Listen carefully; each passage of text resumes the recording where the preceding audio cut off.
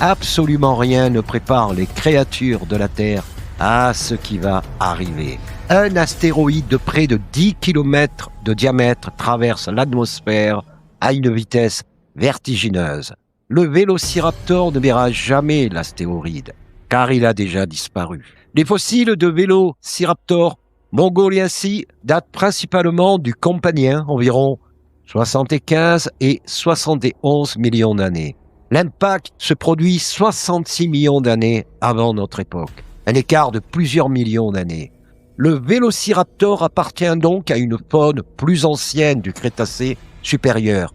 Il évolue dans les formations de Diadochta ou de Bayan Mandayu, dans ce qui est aujourd'hui la Mongolie et le nord de la Chine. À cette période, les écosystèmes changent et dans le registre fossile, le Vélociraptor disparaît avant la fin du Maastrichtien.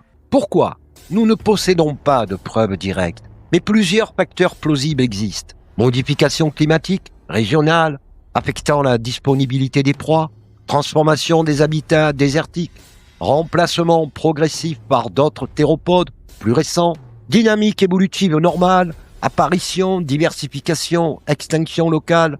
L'extinction des espèces n'est pas toujours liée à une catastrophe brutale. Parfois, elle est graduelle, silencieuse. Nous l'avons vu avec les insectes géants.